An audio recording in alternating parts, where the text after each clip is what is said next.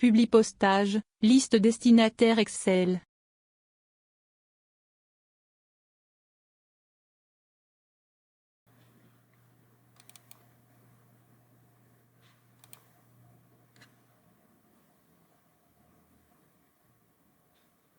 L'onglet Publipostage. Le mot Publipostage désigne une fonction des logiciels de traitement de texte permettant de personnaliser automatiquement les termes d'une lettre type envoyée à un ensemble de clients ou de prospects. Les informations individuelles contenues dans le fichier des clients, c'est-à-dire la source des données, sont intégrées dans la lettre type. Ce processus permettant d'éditer autant de lettres personnalisées qu'il y a de clients enregistrés dans le fichier. L'onglet Publipostage se compose de plusieurs groupes. Le premier groupe est le groupe Créer. Le groupe Créer nous permet de créer soit des enveloppes ou bien des étiquettes.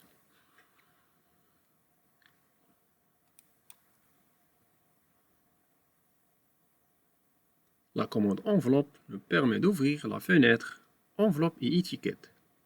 Dans cette fenêtre, on peut personnaliser les destinataires, l'adresse de l'expéditeur.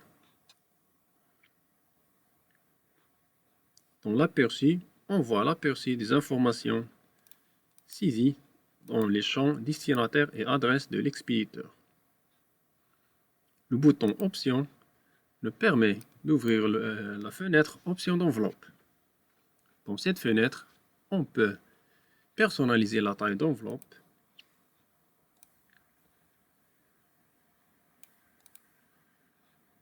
personnaliser la police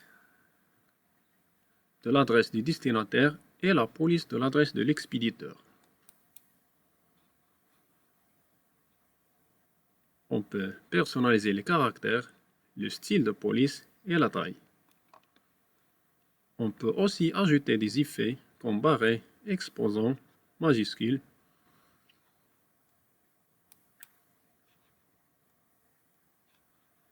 L'onglet Options d'impression nous permet de choisir l'imprimante utilisée pour l'impression et aussi la méthode d'alimentation.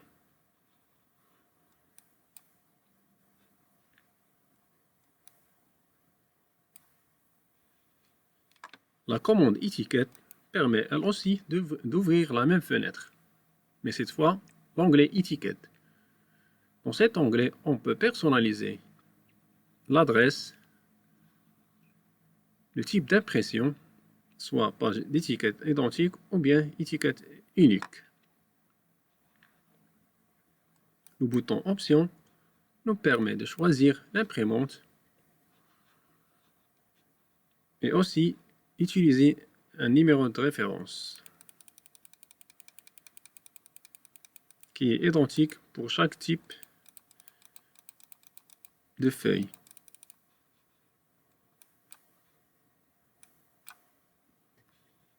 Le deuxième groupe de l'onglet Publipostage est le groupe Démarrer la fusion et le publipostage. Dans ce groupe, on trouve trois commandes. La première commande, démarrer la fusion et le publipostage. Cette commande nous permet de créer un autre document selon les types suivants: lettres, courrier, enveloppe, étiquette, répertoire, document Word. On peut aussi utiliser l'assistant qui va nous faciliter la tâche. La deuxième commande du groupe Démarrer la fusion et le publipostage est la commande Sélection des destinataires. Cette commande nous permet de choisir les personnes auxquelles on veut envoyer le courrier. On peut soit saisir une nouvelle liste, ou bien utiliser une liste existante, ou bien sélectionner une liste à partir des contacts Outlook. La troisième commande permet de faire des modifications sur la liste des destinataires. Le troisième groupe de l'onglet Publipostage est le groupe Champ d'écriture et insertion. Pour ce champ, et les deux champs qui restent, et les deux groupes qui restent, ils sont activés lorsqu'on a un texte ou bien la lettre. On va maintenant créer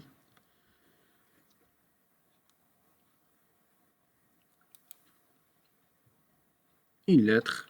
On va utiliser l'assistant Fusion et Publipostage. On va ouvrir un fichier que je l'ai déjà préparé avant.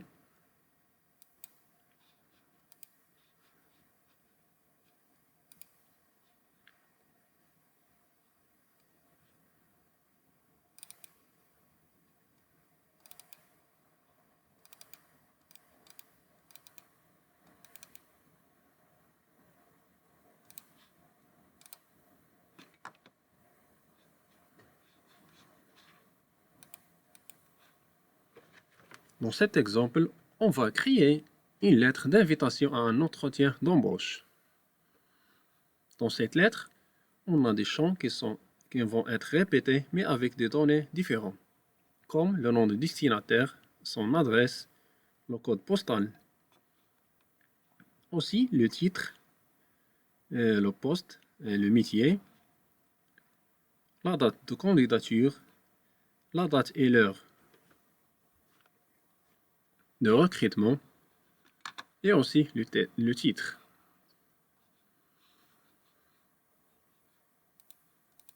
On va personnaliser le logo.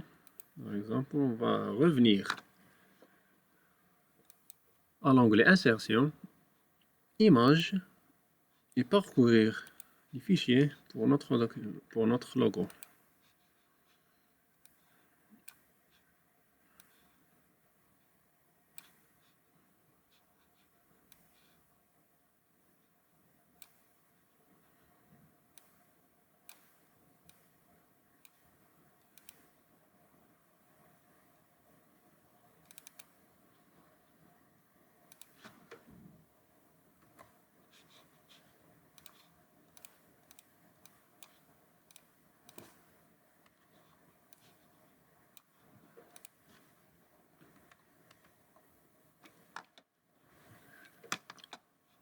On revient à notre onglet Publipostage, et on va démarrer la fusion et le Publipostage. On clique sur la petite flèche et on va choisir Assistant Fusion et Publipostage pas à pas.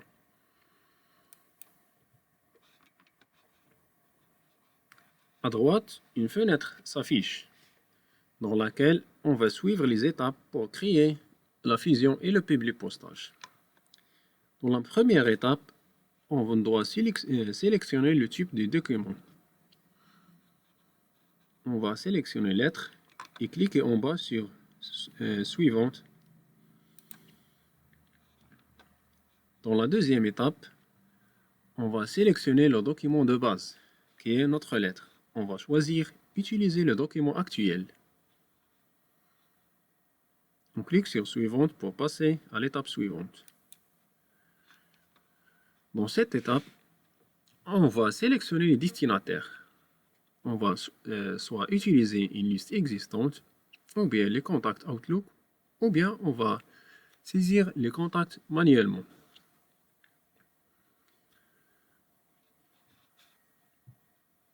Dans le premier exemple, on va utiliser une liste existante.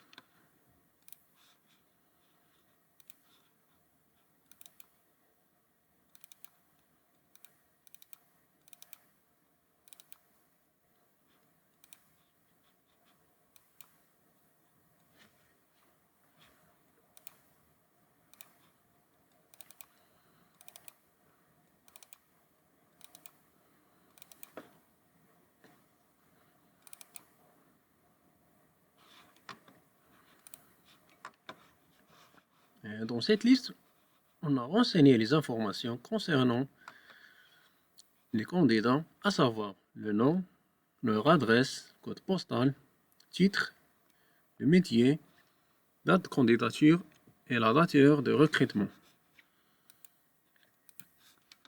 On va sélectionner Utiliser une liste existante. On va cliquer sur Parcourir.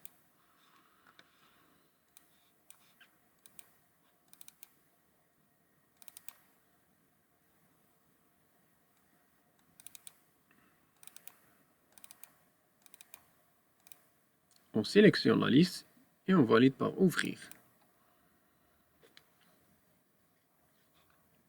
Dans cette fenêtre, on clique sur OK.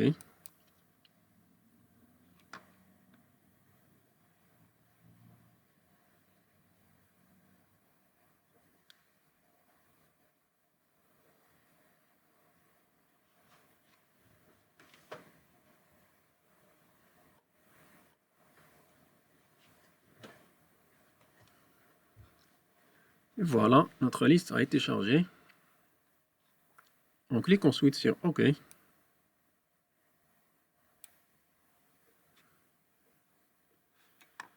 On passe maintenant à la quatrième étape.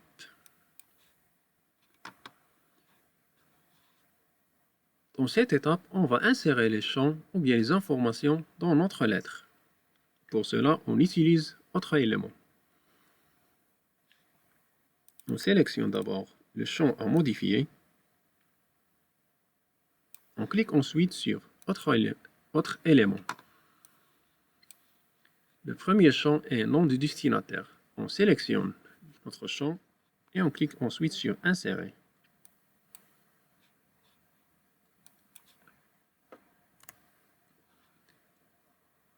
On va répéter la même étape pour les autres champs. Sélectionne le deuxième champ qui est Adresse.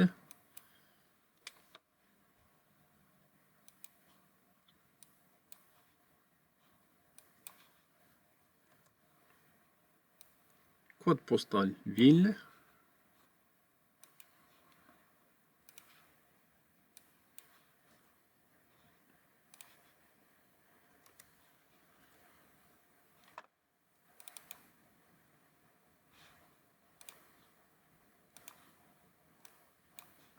Titre.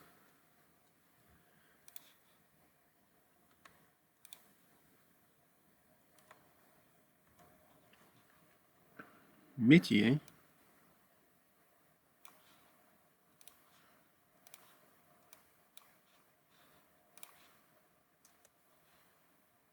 Date de recrutement.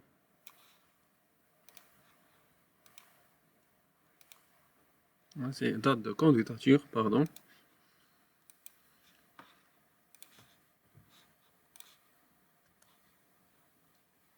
Date et heure de recrutement.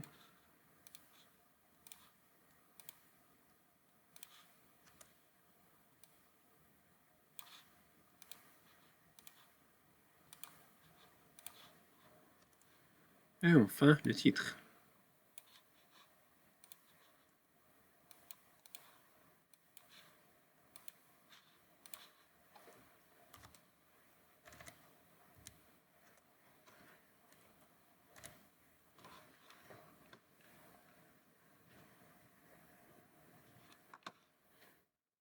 On passe à l'étape suivante pour faire un aperçu de notre lettre. On clique sur Suivante, aperçu de vos lettres. Les informations sont remplies automatiquement. On peut faire un aperçu en utilisant les deux boutons pour basculer entre les destinataires.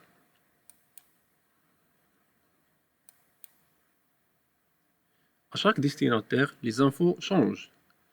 Son nom, son adresse, le code postal, le titre, la date de candidature, la date et l'heure de recrutement.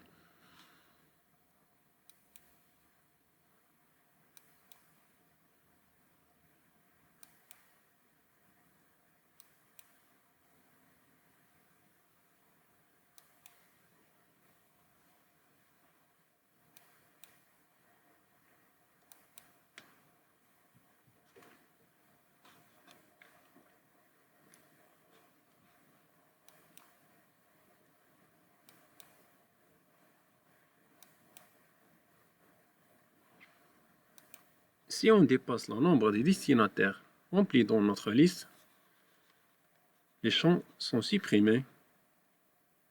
On va avoir aucune modification. Dans notre exemple, on a utilisé « 12 candidatures ».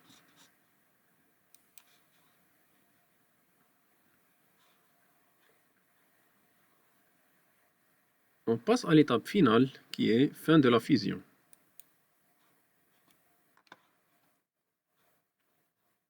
Dans cette étape, on a terminé la fusion et on peut soit imprimer notre lettre, soit faire une modification individuelle sur chacun des lettres.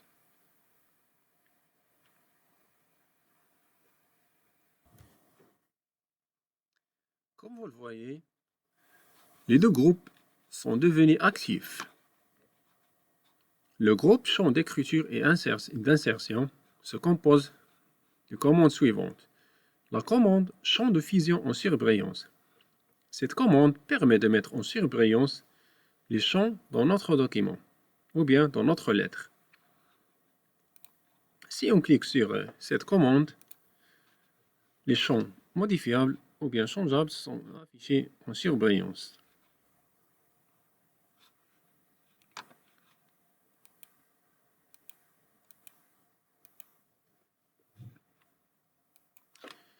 La deuxième commande est la commande bloc d'adresse.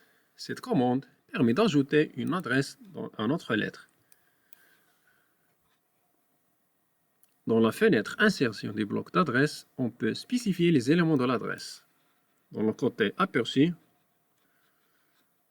on voit un aperçu dans la liste du destinataire.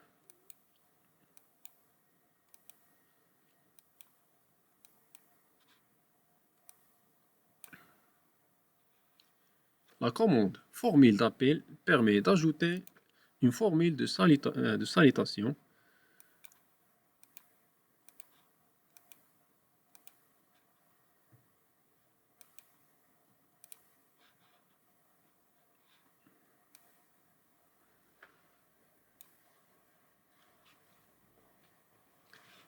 La quatrième commande, la commande insérer un champ de fusion, nous permet d'insérer un champ qui est dans notre liste. Nom de destinataire, adresse, code postal, titre, métier, date de candidature, date de recrutement et heure de recrutement.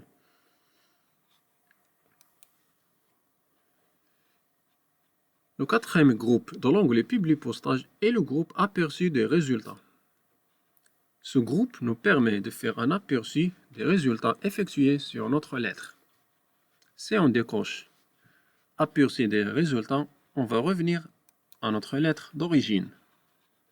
Pour faire un aperçu, on active le bouton Aperçu des résultats et on peut basculer entre les destinataires en utilisant les deux flèches.